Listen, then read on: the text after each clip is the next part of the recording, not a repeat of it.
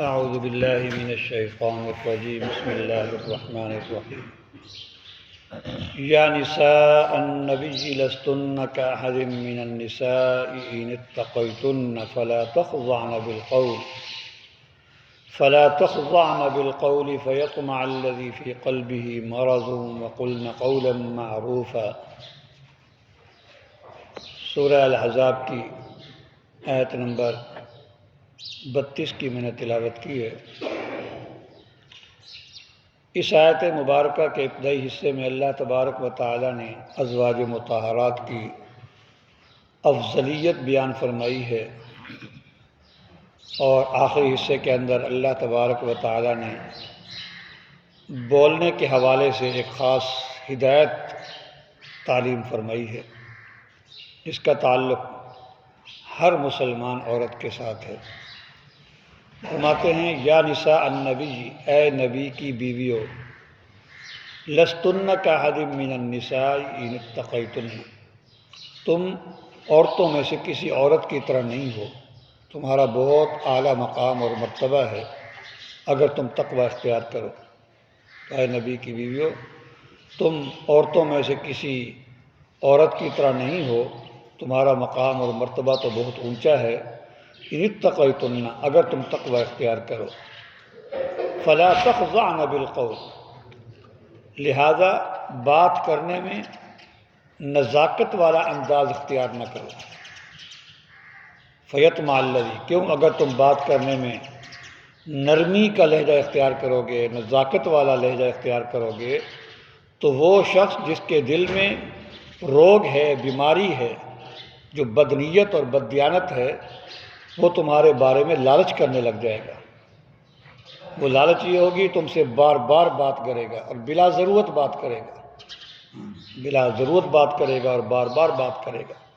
اس لیے جب تم بات کرو تو تمہارے بات میں سختی ہونی چاہیے، درستی ہونی چاہیے، اور جو ہے روکھا پن ہونا چاہیے، تاکہ اگلا آدمی دوبارہ فون ہی نہ کرے، دوبارہ بات ہی نہ کرے۔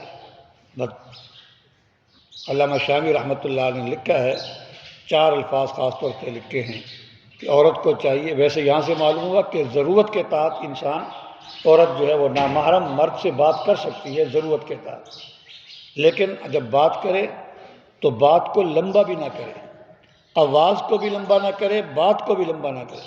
اس کو ہم کہتے ہیں ٹو دی پوائنٹ بات کرے، بس جو ضرورت ہے۔ کوئی پوچھے جی فلاں ہے، اب یہ نہ کہے کیوں ہے، کیا کرنا، نہیں ہے، بس بات ختم، ہے تو ہے جی، نہیں ہے تو نہیں ہے، بس۔ باقی اس کے مزید تفصیل، بات کو بھی لمبا نہ کرے، آواز کو بھی لمبا نہ کرے، آواز کو اونچا بھی نہ کرے، اور بات میں نرمی بھی نہ کرے، اور اسی طرح بات میں اتار چڑھاؤ بھی نہ کرے۔ یہ 4 لفظ لکھے ہیں علامہ شامی رحمۃ اللہ علیہ، کیونکہ یہ وہ چیزیں جو انسان کو کھینچتی ہیں۔ اسی لیے عورت کے لیے اذان دینا جائز نہیں ہے، کیونکہ اذان دینے میں کیا ہوتا ہے، آواز کو اونچا بھی کیا جاتا ہے، آواز کو لمبا بھی کیا جاتا ہے، آواز میں اتار چڑھاؤ بھی ہوتا ہے۔ اسی طرح تلبیہ جو حاجی پڑھتے ہیں، عمرے والے پڑھتے ہیں احرام باندھنے کے بعد، وہ اونچی آواز سے عورت نہیں کہہ سکتی۔ مرد تو اونچی آواز سے کہتا ہے لبیک اللہم لبیک، لیکن عورت آہستہ آواز سے کہتی ہے۔ اسی طرح ایام تشریق میں جو تکبیرات تشریق ہیں، اللہ اکبر لا الہ، یہ مرد اونچی آواز سے کہیں گے، عورت آہستہ آواز سے کہے گی۔ تو آواز جو ہے ایسی نہ ہو کہ اگلے کو کھینچ لے، اٹریکٹیو جس کو کہ ہم کہتے ہیں نا، آواز کو کھینچ لینے، کسی کا دل کھینچ لے، ایسی نہ ہو۔ تو بات میں، انداز میں نرمی بھی نہ ہو، گفتگو کے انداز میں اتار چڑھاؤ بھی نہ ہو، اونچی آواز بھی نہ ہو، آواز کو لمبا بھی نہ کرے، بات کو بھی لمبا نہ کرے، مختصر بات کرے، بات کے اندر سختی اور درستی ہو اور روکھا پن ہو۔ ورنہ وہ لوگ جس کے دل میں روگ ہے، بیماری ہے، خباثت ہے، وہ تم سے بلا ضرورت تمہارے بارے میں لالچ کریں گے۔ لالچ کرنے کا مطلب یہ کہ بار بار بات کریں گے، بلا ضرورت بات کریں گے۔ تو مرد کے لیے نامحرم، عورت کے لیے نامحرم مرد سے بات کرنا جائز ہے، لیکن ان شرائط کے ساتھ۔ ایک تو بس مختصر بات ہو، لمبی بات نہ ہو، آواز کو بھی لمبا نہ کرے، بات کو بھی لمبا نہ کرے، نرمی بھی نہ ہو، سخت لہجے میں بات کرے، اور جو ہے اتار چڑھاؤ بھی نہ ہو، یہ ساری شرطوں کے ساتھ۔ وَقُلْنَ قَوْلًا مَعْرُوفًا، بس مقصد کی بات کر دو، بس مقصد کی بات کرو۔ وَقُلْنَ قَوْلًا مَعْرُوفًا، اور ایک تفسیر یہ کی گئی ہے بس اپنے ذکر میں لگی رہو، اپنی تلاوت میں لگی رہو، اپنے کام میں لگی رہو، بس کسی سے بات کرنے کی کیا ضرورت ہے؟ دوسرا یہ ہے کہ بس مختصر کام کی بات کرو۔